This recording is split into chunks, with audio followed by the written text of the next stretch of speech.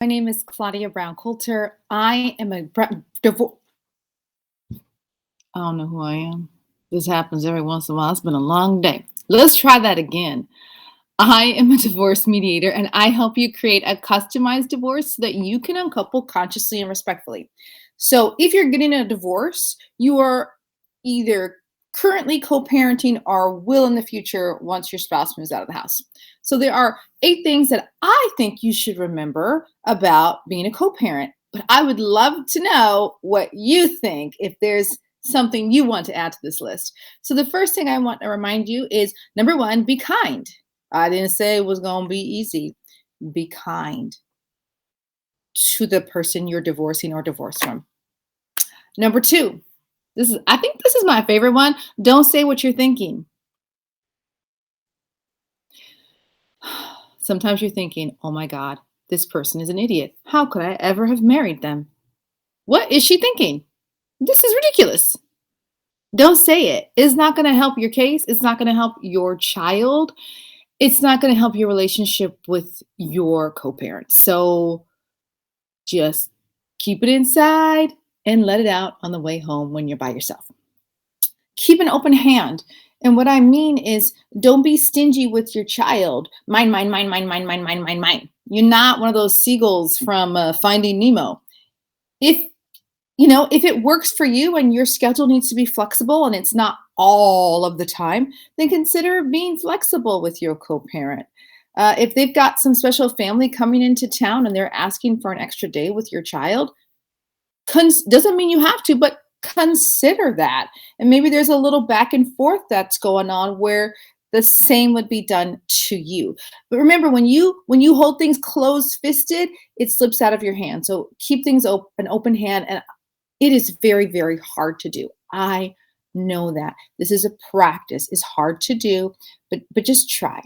Okay? And some days you'll master it beautifully and other days you won't, and it's okay. It's okay. Um Remember that your children love you both. They don't know all the drama that went down. They love you both. They're part of both of you. And sometimes if you were married to somebody who's very, very difficult, that's hard to swallow, but just encourage their relationship with them and encourage your child's healthy relationship with their other parent. Be flexible. It kind of goes back to keeping an open hand. Just be flexible. It doesn't mean you have to constantly change things around whenever your co-parent wants it, but if there are times when it works, if your co-parent is sick and maybe you need the kids, or maybe you need, they need to take the kid to an extra lesson or something like that, and you can do it on your day. Consider being flexible, see how that works for you. And always remember, okay, thinking about my child, for the best interest of my child, is doing this in their best interest. And if it is, and if it is not too much of an inconvenience for you, then consider doing that. Number 6, remember that they parent differently than you do.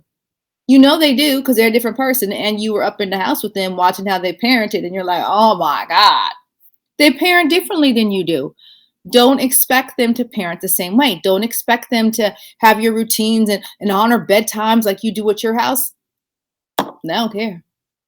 Just know they parent differently. Roll your eyes out of their viewing, like when you by yourself, and move on.